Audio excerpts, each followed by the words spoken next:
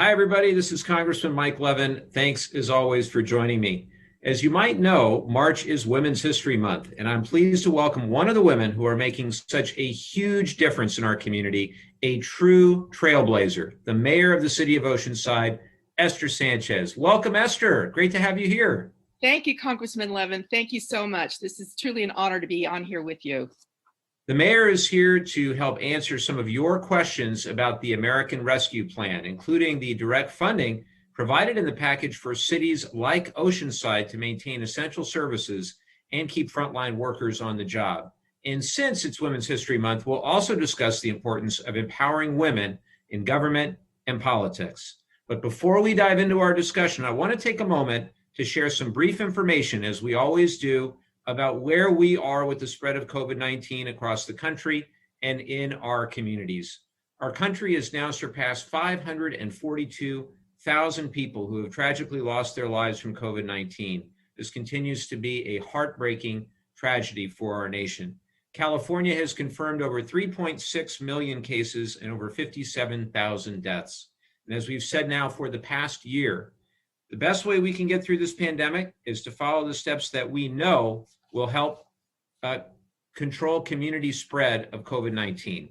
While our state continues to roll out vaccination phases and enter into new tiers in the governor's reopening plan, please remember, masks and social distancing still work. They are our first line of defense and should still be prioritized for protecting yourself and your neighbors.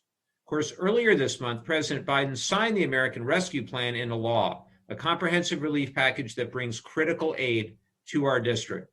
The American Rescue Plan represents the bold action that the American people need, and there's so much in this bill that's going to help our neighbors and Americans across the country get through this pandemic. It includes funding to help feed hungry families and support organizations like the North County Food Bank, and expands eligibility for the Paycheck Protection Program, also known as the PPP, to 501c nonprofits of all sizes and types, except for 501c4 lobbying organizations. So our local food banks and other nonprofits can receive the relief they need. The PPP funds are also critical for the small businesses that are trying to make it through this pandemic.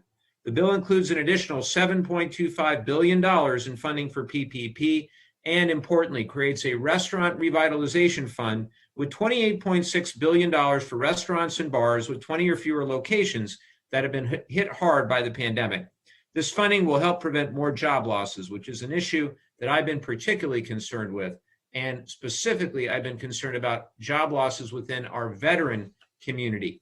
I am so glad that my colleagues and I on the Veterans Affairs Committee were able to secure $386 million for a rapid retraining program to help unemployed veterans get back to work. Another piece of the American Rescue Plan that I'd like to highlight is the direct federal funding that the cities in our region will receive. Our cities, just like Oceanside, have seen significant revenue losses because of this pandemic. Tax revenue from economic activity like tourism has taken a drastic hit. And as a result, some cities have been forced to cut services, even laying off or furloughing public servants and postponing or canceling new projects. Past COVID relief provided direct funding to cities with populations larger than 500,000 people, which frankly wasn't of any use to the cities in the 49th district, all of which have less than 500,000 people. And I'm so proud that after advocating for the last 9 months, each of the cities in our district will receive direct federal aid to cover their significant needs related to the pandemic, to keep public workers on the job, to maintain essential services, and more. And Oceanside alone will receive over $33 million. Now that the American Rescue Plan is the law of the land, our next focus is President Biden's Build Back Better recovery effort. It's a comprehensive bill to provide infrastructure and to hopefully build the clean energy economy of the future. It's an infrastructure, manufacturing, and innovation plan.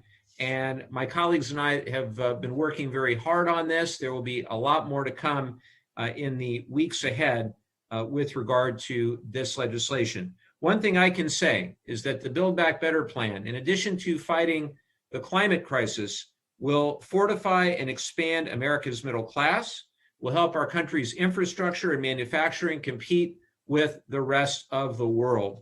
And it's all about jobs.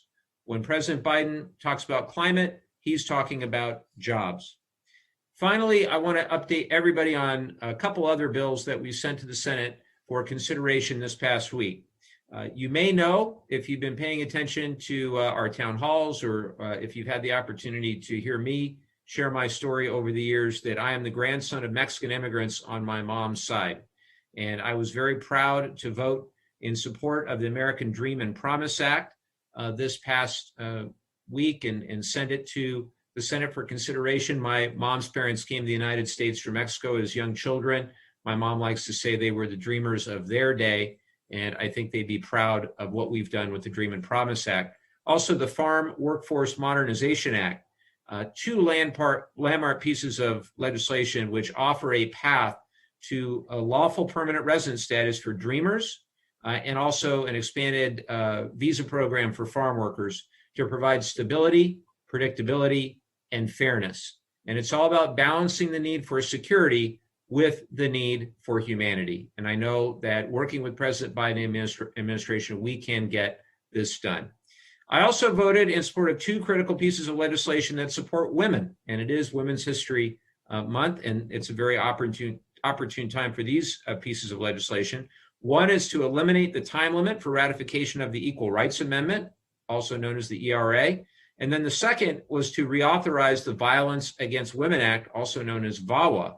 VAWA is a critical piece of legislation that supports women in every state, tribe, and territory in America by improving services for victims of domestic violence, dating violence, sexual assault, and more.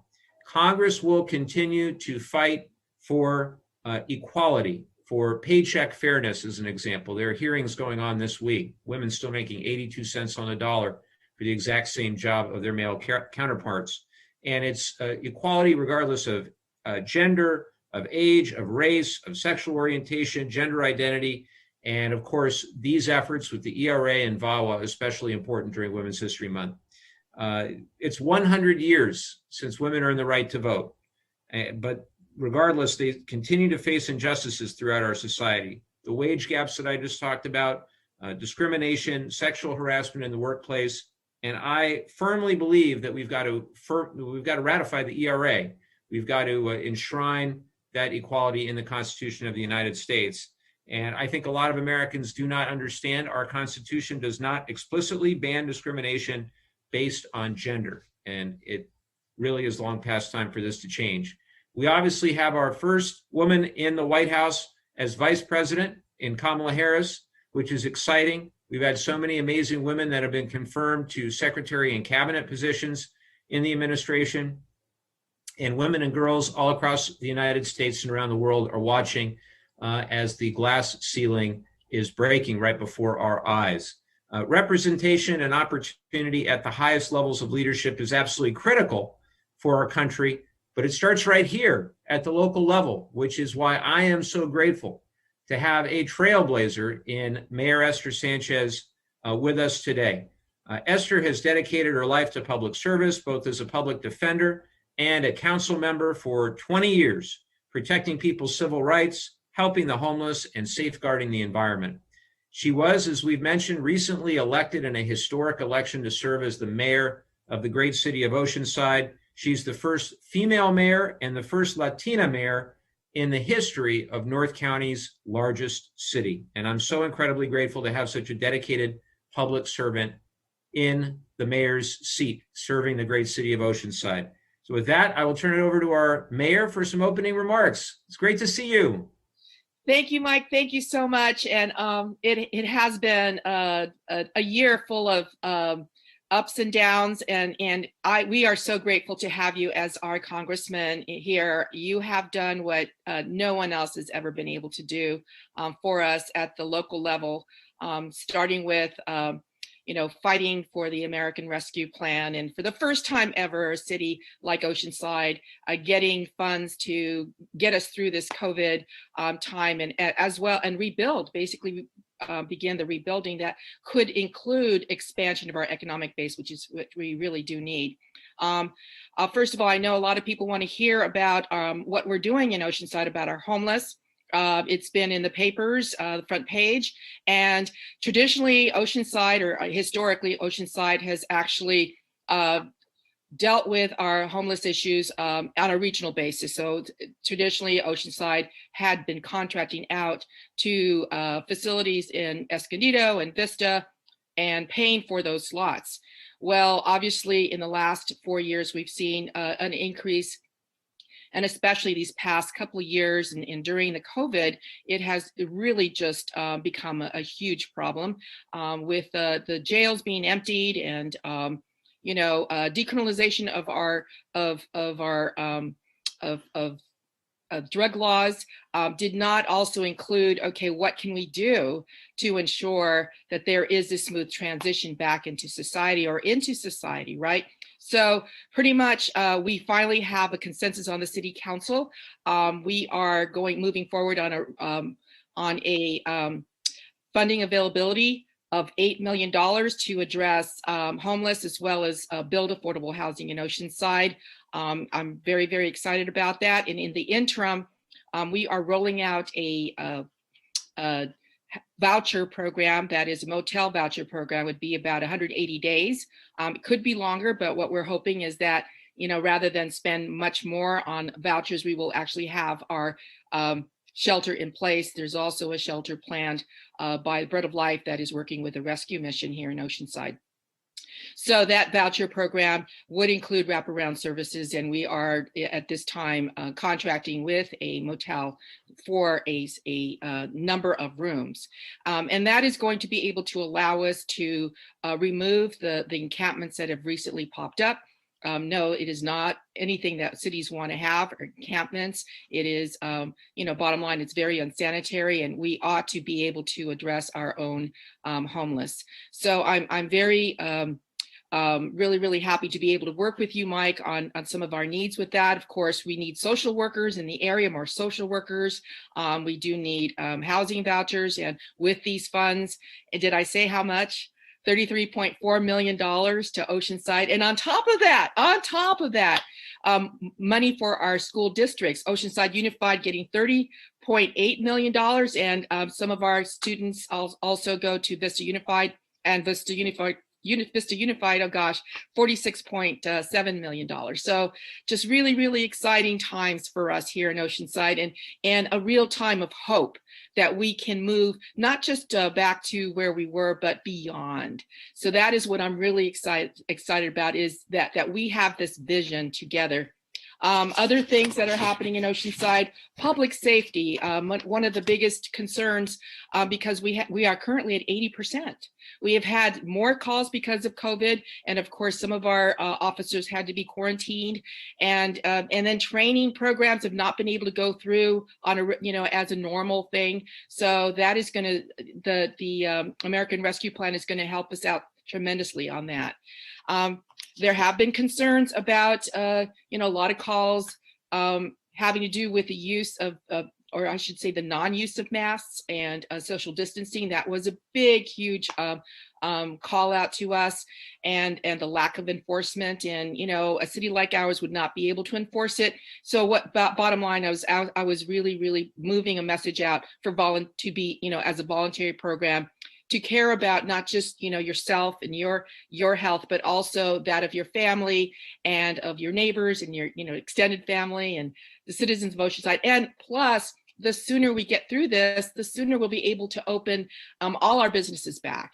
And of course, this whole thing with our small businesses, which is, very close number 2, besides our health, that we care dearly about. And that is that we had 34 permanent closures of small businesses, but 43 new businesses now in place, and 29 in the pipeline. So we were very, very sad to see businesses that perhaps have been around here for decades have to close. And, we don't, what it's going to be like to open at a time like this, and whether or not, what the success rate is going to be. But I'm excited that we have gotten the help from Washington, D.C. To be able to support our businesses opening back. City of Oceanside ended up helping with a small grant program, 296 businesses in phase 2 for about 616,000, and phase 1, 130 businesses receiving grants totaling 257,000. And, you know, those were dollars that were like, you know, very, very close to what we actually have as funds in. So to be able to reimburse those funds, fantastic, and to be able to continue to help our small businesses. So those are a few things that are happening in Oceanside. Thank you so much for all your help, Mike.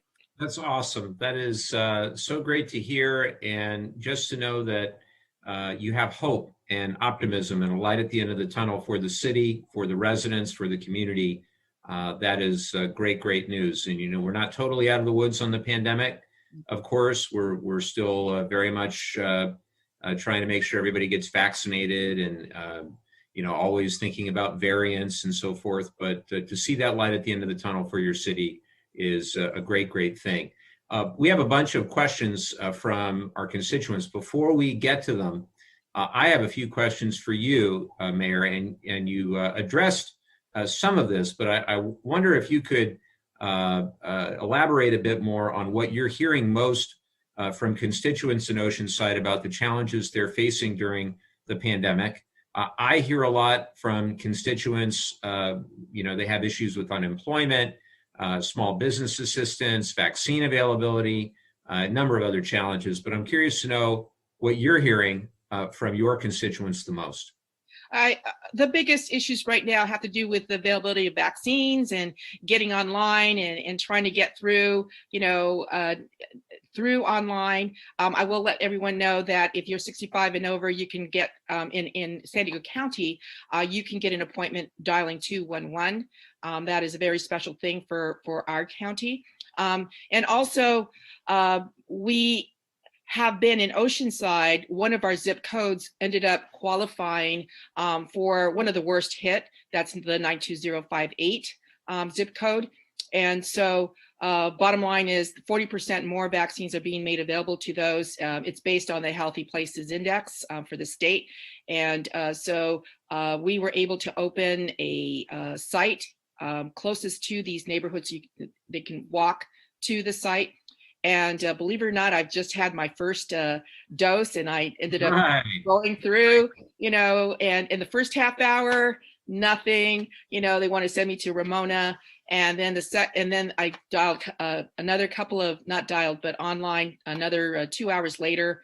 And I got this center, which is within, you know, 5 minutes away from me. And it was the next day. So I think things are getting better, but I know it has to do with the shipments. And that's what we need to, you know, we're waiting for those. We're also working on, and I should say I'm working on this with our County Board of Supervisors, the idea of opening a super center at the Carlsbad Mall, the old Sears building. I'm advised by Tri-City Hospital that they could handle as many as, say, Petco. So we need to, I guess, San Diego County, we're at about maybe 18% fully vaccinated. We need to get that to 85%. We need to ramp it up. I hear that it's going to be May 1st, that everyone is going to be eligible. So hopefully we'll be so ramped up and ready to go that we can get people back out to enjoying this summer. Well, that is the date, Mayor, that we're all looking forward to. You know, the president said May 1st, all adults will be eligible to get the vaccine. And we've got a lot of work to do in California to hit that goal, but I'm confident we can. April is going to be a key month. I think, as I'm sure you know, a lot of younger people with health conditions are able to get vaccinated now. I would just encourage everybody to go to the county websites, go to the state website, and learn whether or not you're qualified. And if you are, please get vaccinated as soon as you possibly can. It's so important that we prevent community spread, and getting vaccinated, in addition to all the other public health measures, that's the best way that we can try to see that light at the end of the tunnel more quickly. And I'm thrilled to hear you got your first shot. Another question for you. A big piece that we've been discussing of the American Rescue Plan is a direct relief funding for cities like Oceanside. That's something that I fought for because I knew that cities such as yours were really having a hard time, and frankly still are having a hard time. Can you explain for our audience what this funding means for the city? This funding allows us to, because of course some of the expenditures that we've had, and it's been in the millions of dollars to address COVID. Of course, some of it might qualify for FEMA, but it would take years to get there, and we need the funds now because we end up cutting severely our budget from last year to address this year, and so to be able to address our public safety issues, our homeless issues, especially, that is on the top of everybody's mind. How is Oceanside going to address this? This is, again, the first time that Oceanside is going to have a shelter. Previously, it was contracting out for services, and now we have a plan. And so this is going to help us tremendously in getting that done. And of course, we also need personnel to be able to roll out these programs that we need to have to be able to get to being completely open or as much open as we can be. And our businesses, they're asking questions of what, we even had to cancel our Freedom Day parade. And that is, July, and there are still those concerns about health. So the way that we're going to be able to address this is to get everyone to get to get the word out, to get it in all different languages. This is going to tremendously help us with that. And of course, the small businesses and getting back open. So yeah, very, very, I want to say that our Latino communities, which were the hardest hit that I mentioned, we need to have more outreach. We need to be able to go into homes and have vaccines. I've been hearing from the Latino community saying, look, we need to get a van. We need to get this all out there. It is a function of vaccine supply, but also staffing. And so that is also going to help us with that. So I look forward to, moving out of this stage and then to a place where we can start talking about not just getting back to the normal or pre-COVID, but expanding our economy. City of Oceanside, I don't know, you probably know this, Mike. We have the lowest jobs to residents ratio in the whole county. 72% of our workforce travels an average of 22 miles in a car. So what we need to do is address this. This is a severe climate change issue. And we need to have livable wage jobs. So, and we're running out of industrial zoned land. So we got to do something now. And this is for the future of our kids. We're talking about now removing plastics. And let me tell you, these kids are serious about ensuring that we have a sustainable planet. I mean, they are very, very serious about going door to door to the restaurants and talking about not offering those plastics, not offering those straws, and finally addressing the big one, the elephant in the room, styrofoam. So we're very excited because, with you in the White House, with you in Congress, I think that we can really get this going to a place where we never, ever dreamed of. So thank you very much, Mike. Well, I really want to commend the city for its environmental stewardship. I know that when we had our chair, I'm not even sure if you know this, Mayor, but when we had the chair of the Select Committee on the Climate Crisis come to visit the district, we did a roundtable down at UCSD, and we had your sustainability folks speak to some of the specific things happening in the city. And it's really groundbreaking, great stuff. And we really thank you for the great leadership that Oceanside continues to have with regard to the environment. And we are, I'm working with a couple of my colleagues in the House to reintroduce a bill around plastic pollution. Very important to me, given that we've got the Pacific Ocean nearby and we want to keep it clean. And the use of single-use, the overuse of single-use plastics certainly is a challenge that we need to address. Now, I have to ask you, because it is Women's History Month, you are a trailblazer in more ways than one. The first female mayor of the city, the first Latina mayor of the city. And I was just wondering if you could speak a bit about your experience in public service and what it means to be a trailblazer in those ways. Well, first of all, before I leave, before I start on this new one, I have to give you the phenomenal thanks for our pure water project and help with that, Yeah, yeah. because we are the first one in the county to be going forward on this. Our goal is to be 50% independent. So this is a tremendous thing for us to be doing this. It's over a $60 million loan, but a the lowest low interest loan that we've ever been able to score. So yeah, I'm happy to support. And I know we just got another $2 million grant for another water project in the city. So whatever we can do, we're really thrilled. And Pure Water, for those that don't know, just a wonderful project going on in the city. But I want to hear about you. I want to hear about how does it feel to be such a trailblazer and to have launched this public service career? I guess if you could just share with our audience kind of what this experience has been like. well, I have to say, I never thought about or dreamt about as a kid that I was going to be on city council, okay? That or politics, that never entered my mind. My family was a very traditional Mexican family. My mom was born in Zacatecas and grew up in Tijuana. My dad was born in Texas, and there was not much of a border back then, right? So my dad was the one that first came to Oceanside when he was 7 in the 30s. And I have to say, he came basically as a farm worker. And so when he met my mom and decided, this was the one, right? He brought her to Oceanside, first at South O, and then to where the Barrio Postele is what it was called, and we call it East Side. It's where I still live.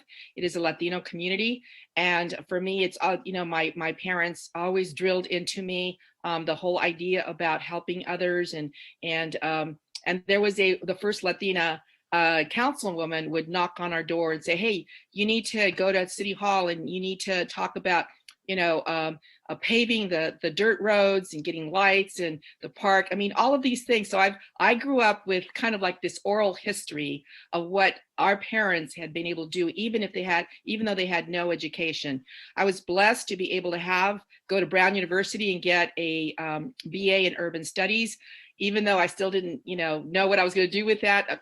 Being on the city council never entered my mind. And then to go on to get my law degree at Hastings. And so, yeah, as a deputy public defender, I always had politics on the side. So what this means basically is that I am giving the hope and the dream to others that have the same kind of beginnings and cultural, be it Latina, Samoan, Philam, whatever it is, that the cultural, what we have culturally are something that's a treasure, and our diversity is precious, and that anyone can do whatever they want. You just have to dream it, and your best is good enough. I think I learned the hard way that lesson because as a kid going from the East Side to Brown University, it took me a few years to get through college, but having once realized that you really need to believe in yourself and be proud of your culture and your history and your your family. That's what I'm hoping to give to others, is that, being the first Latina, the first woman mayor in Oceanside after 130 years, it's our time. And I may be the first, but I'm not going to be the last. So I love talking to kids, and I do hope that I see more and more. That's awesome. I didn't know you went to Hastings. That's also where Vice President Harris went. So there must be something something in that environment where it creates trailblazers in politics. Very neat. I thought that was an urban legend that she was one of our classmates. I'm like, really? No, that's not true, is it? Yeah. Very cool. Very cool. Well, we have a few questions that I'd like to get to from constituents. One from Suzanne in Oceanside, who asks, is there funding in the American Rescue Plan to help the homeless get off the street? And the answer, Suzanne, is yes. The American Rescue Plan includes several provisions to help the homeless get off the street and to prevent homelessness for those who are housing insecure, those who are on the brink of becoming homeless, and just a few things that it includes: $22.5 billion for emergency rental and utility assistance, $5 billion for emergency vouchers to transition those experiencing or at risk of homelessness to stable housing, and $4.75 billion, nearly $5 billion, for state and local government through the Home Investment Partnership Program to finance supportive services, affordable housing, and the acquisition of non-congregate shelter spaces for the hundreds of thousands of Americans who are experiencing homelessness during the pandemic. And it also dedicates $800 million within the K through 12 funding, which is roughly 130 billion. So 800 million dedicated to help meet the needs of homeless youth.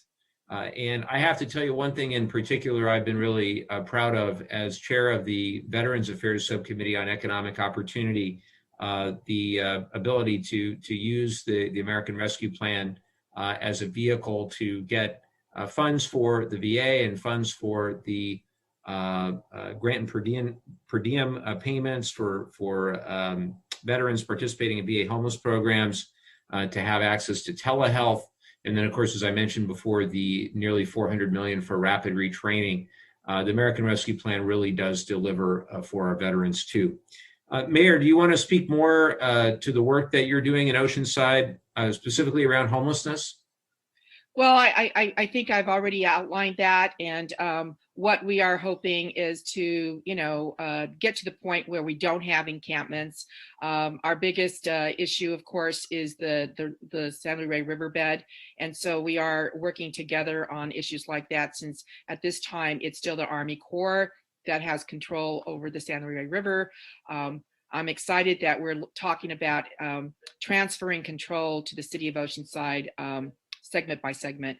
But yes, we are on the same page. As you know, it takes more than one person on a city council to get something done. And I think that we have a consensus, and that's pretty exciting. So I'm always happy to talk about our homeless issues with people, and the funds that are coming to us through the American Rescue Plan are just, there's no way we can get out of this without that. So, yeah.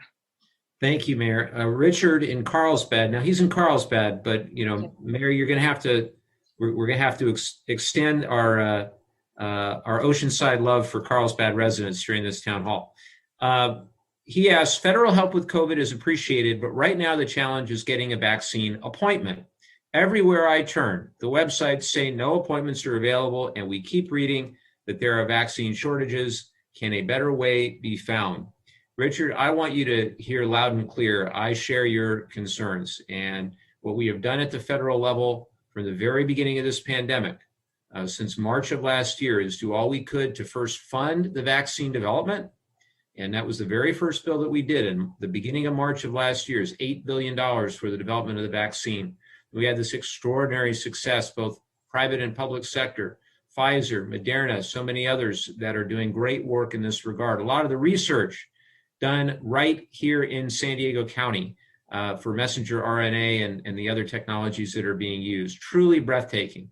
And now we have that last mile of the marathon to get it into people's arms. And it has been extraordinarily frustrating to see the production difficulties, the distribution difficulties, the lack of predictability of supply. What I can tell you is that we are doing everything we know to do in Congress, including providing a huge amount of money in the American Rescue Plan. Not to go, the American Rescue Plan has a lot in there, and one of the things in there is $20 billion to establish a national COVID vaccination program to improve the administration and distribution of vaccinations, $7.5 billion for the CDC to prepare, promote, distribute, administer, monitor, and track vaccines, $7.5 billion for FEMA to establish federal vaccination sites throughout the country. And the governor has said that he expects California to receive about 1.8 million doses this week, which is up from last week's allotment. But frankly, it's not enough. And this is, something that we are in touch with the administration on all the time. We ultimately have to hit the president's objective of making shots available to everyone, all adults, that is, in the month of May. And, I hope that the clinical trials for children, that those continue to go well, and that everyone will be able to be vaccinated in short order after that.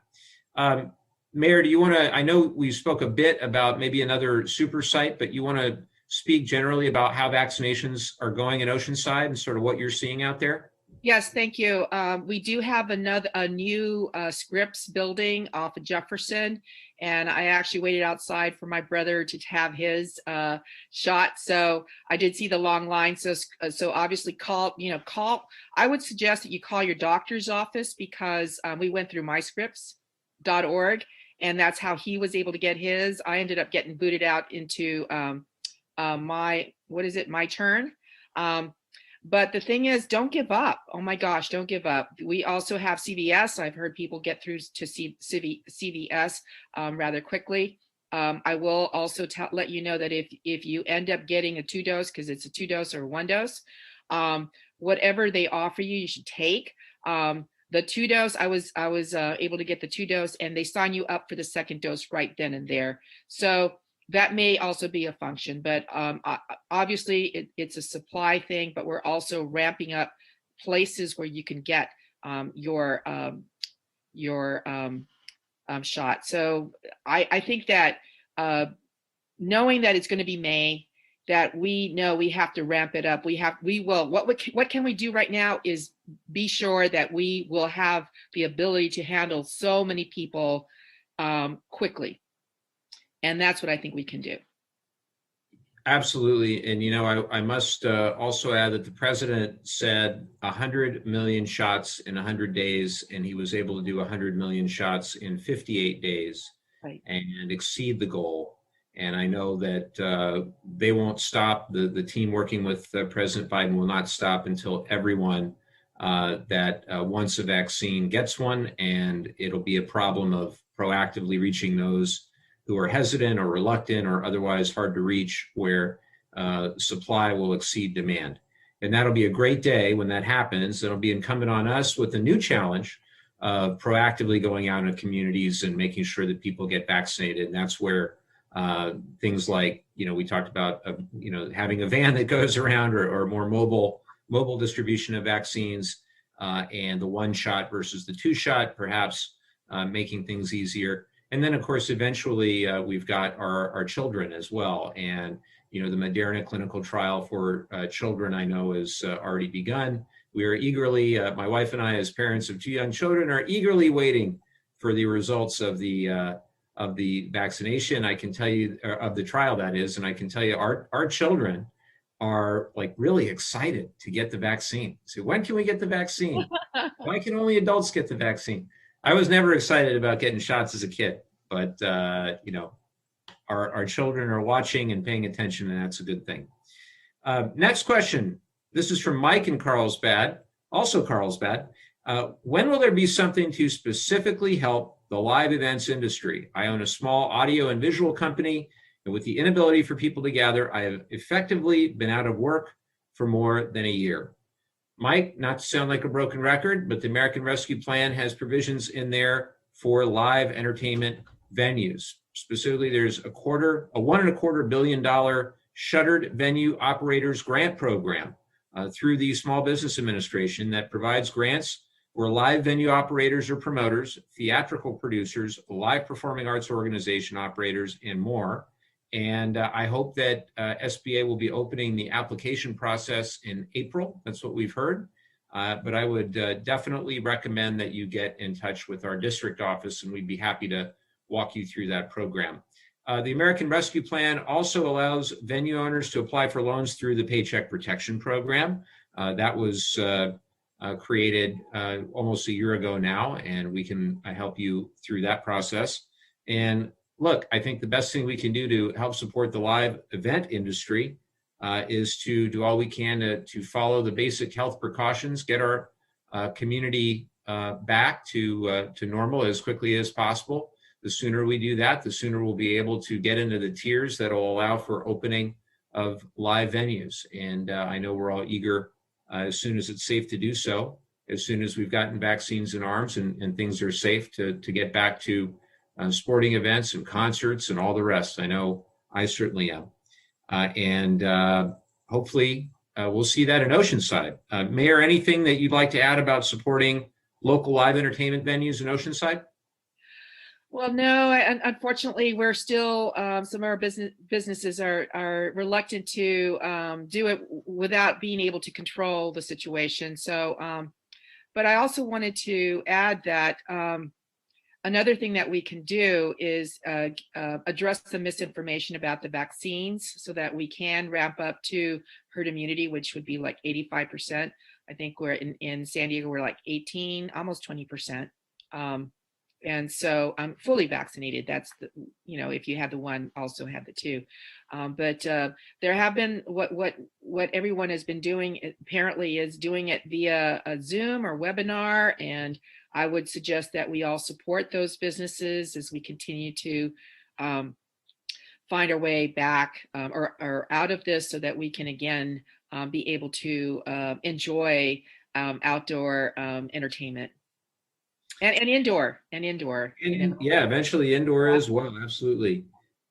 James asks, what's happening with SALT? Will there be a rollback or adjustment to offset property or state income taxes? Well, James, I can tell you that I am absolutely focused on this. The state and local tax deduction has been critically important for Californians for decades, and not just Californians, but many of our states across the country.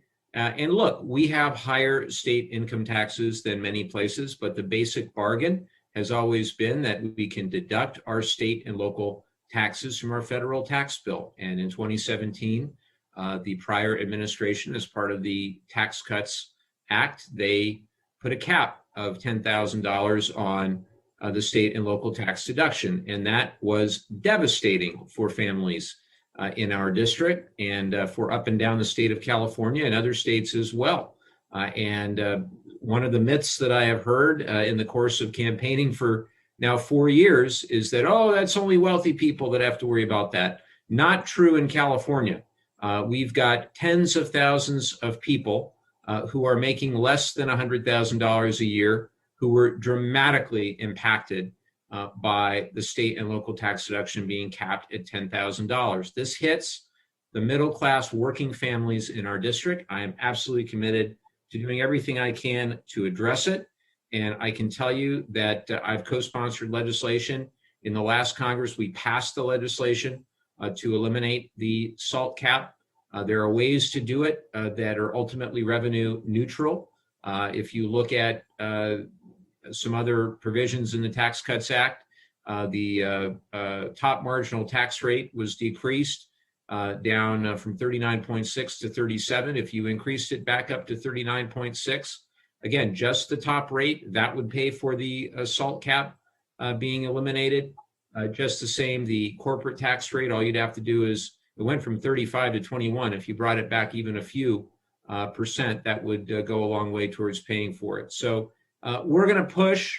I know Senator Schumer, Majority Leader Schumer, is committed as well. And New York, New Jersey, they share a lot of the same problems. And it was very interesting. The last thing I'll say, in the last Congress, that we passed the bill to repeal the SALT cap on geographic lines rather than on solely ideological lines. And that's a unique thing, particularly in the often very polarized Congress that we serve in, to see something that was geographic rather than ideological. So we'll keep at it. I'm very mindful of it, and we'll do all we can to fix it.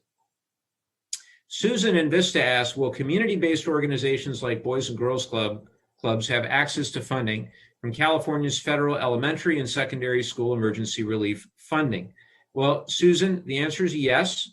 Some community-based organizations like the Boys and Girls Club may be eligible to receive funding that was provided in the American Rescue Plan for summer enrichment and after-school support initiatives. And organizations like the Boys and Girls Clubs also have access to funding through the PPP program, Paycheck Protection Program, which, as I mentioned at the outset, was expanded to include all nonprofits except for 501c4 lobbying organizations. So we thank our fantastic Boys and Girls Club for all that they do, and we hope that they're listening. And if they have any questions, we'd love to help them through this process. Pam in Carlsbad, another Carlsbad mayor, asks, in order not to continue making the same COVID mistakes, and as we approach summer and tourist season, how can we get additional public education to local citizens that COVID is still spreading, resulting in more contagious mutations? There seems to be a great deal of locals who are careless and not mindful of the facts. Well, Pam, thank you very much for this question. I can tell you that I share your concern. We have to stay vigilant. We have to take those precautions that we've discussed that we know will lower the spread of the virus, particularly things like wearing a mask and physically distancing. And it's up to all of us to follow these guidelines, both for each other and for ourselves. And I'm very hopeful that we will continue our best to do that. I think that the Biden-Harris administration has done a very good job with having clear and consistent messaging around things like wearing a mask and distancing. And I know that as part of the new initiative, they'll also have more public education campaigns around the measures we need to take. And look, I just encourage everybody to do what the CDC says to do. And if we do that, we'll all be a whole lot better off. Mayor, what are you seeing specifically in Oceanside? I go back to what I saw, a study that, if it, for some folks who think, oh no, I'm not going to do that, I'm not going to take a vaccine for whatever reason, right? If they spent a little bit of time to understand, like 9.5 times out of 10, people have changed their minds and say, yeah, well, that now makes sense. So for us here, I think we have several venues to be able to push the idea that, hey, we all want the same thing. We want to ensure the public health and safety of our community. And we also want to move as quickly as possible to open all our businesses. So I think if we say, look, if we continue to have the message, yes, you've had the vaccine, but guess what? It doesn't stop you from getting sick. It just means that you're not going to have those much more severe effects, up to and including death. You will have a milder form. But if you are talking about still being able to spread it, making sure that until we have that herd immunity, we really still need to wear our masks and have that social distance, and still have enjoy our each other's company. So, yeah. Our last question comes from Michael in San Juan Capistrano, a different one, not me. And Michael asks, do you think that the Biden administration can pass an infrastructure bill? And if so, will local cities benefit? San Juan Capistrano sure could use some street paving money. Michael, yes, absolutely. We are going to pass an infrastructure bill. This time it's for real. The House wants it, the Senate wants it, the president wants it. And what I expect is in the weeks to come, you're going to see a big and bold announcement, a proposal from the Biden-Harris administration around their principles for an infrastructure package. It's going to include a lot of climate-related provisions. I think it'll include things like infrastructure for our schools as well, and housing. And I'm really excited. I think that we're going to do all we can to try to earn bipartisan support, knowing full well that at the end of the day, we have to use whatever mechanisms we have, whether it's budget reconciliation or whatever else, to get the job done. I think the president is committed to getting the job done. And yes, it will absolutely include plenty of funding for our roads, our bridges, and all the rest, but also will help us make transformative investments in building the clean energy future that not only will protect the environment, but will help us remain economically competitive with other countries around the world. I need not tell you that obviously our competition with China is very much on people's minds, and Build Back Better is not only about making sure that we recover from COVID, but also the fact that the American infrastructure ranks middle of the pack when we ought to be at the top as opposed to other developed nations around the world. So we have so much to do with regard to infrastructure, and this is the year. This is the year where I believe we're going to get it done. And we're certainly going to try like crazy. And also for a community like ours on the coast, we have such issues around climate adaptation, around climate resilience. We've got the second busiest rail corridor in the United States that connects LA to San Diego, the Low Sand Corridor. And, we know that President Biden is very familiar with rail. And specifically, he took the Northeastern corridor every day for 40 years. That's the busiest rail corridor in the U.S. We've got the second busiest. So hopefully the president will show some love for the low sand rail corridor and help us position rail in San Diego County for the decades ahead. So I'm excited. I think it's an exciting time. Those are great questions from our constituents. And I wanted to turn to our mayor for a few closing remarks. Thanks again for joining us. It's been great to have you. Thank you. And what can I say, Mike? You've been so wonderful, helping us through this really, really tough time. And even before, we were having some concerns, certainly. But hey, before you go, I hope that you will mention the earmark comeback and maybe some plans that you have for that. But no, I'm here to work with you, and we've never had this kind of relationship before. I'm looking forward to the census, finally information, and looking to see how we're going to be working through this, and what other things we can do with that census in terms of justifications for programming and things like that. But anyway, thank you from Oceanside and from the North County. Thank you so much, the coastal areas, and for having me on with your town hall. Thank you. Well, thank you so much, Mayor. And yes, community project funding is coming back, and I am excited. And we are working with you and all of our great mayors, and our wonderful city managers and Sandag and everybody else to make sure that we fully leverage the opportunity that exists in a transparent and accountable way to make sure that our communities' projects and our needs are met. And so I'm really, really excited about that. And just grateful for your continued leadership. And I hope we have you on in the months ahead, or maybe we can even do 3-dimensional real town halls again. Wouldn't that be nice? I can't wait. That. I can't be on Zoom forever, Esther. I can't do virtual forever. So, or we'll do a hybrid. We want to make sure that our live streaming team, we keep them busy as well. I thank Jeremy for all the great work with the live streaming, and my team, Eric and Kara and everybody, just fantastic work. Jonathan on the legislative side, really, really grateful for everybody's hard work. I want to thank my wife as well for putting up with this crazy schedule the last several weeks where I've been in DC most of the time. But before we go, I wanted to end on some good news. Women's History Month is a chance to celebrate and pay tribute to women in all the ways they've made profound impacts on our nation. And that's why for March, our Constituent of the Month, we decided to recognize the creator of Leap to Success, Dana Bristol Smith, for her critical work in helping women overcome trauma and abuse. Dana started her Leap to Success Women's Leadership Program in 2008 after learning of the correlation between domestic violence victims' lack of self-confidence and their ability to avoid returning to abusive partners. In response to this discovery, she developed a program to help these young women own their power and start living for themselves again. Thank you for your passion and work to help inspire women, Dana. That's all for now. Thanks so much for joining us, and we'll see you next time.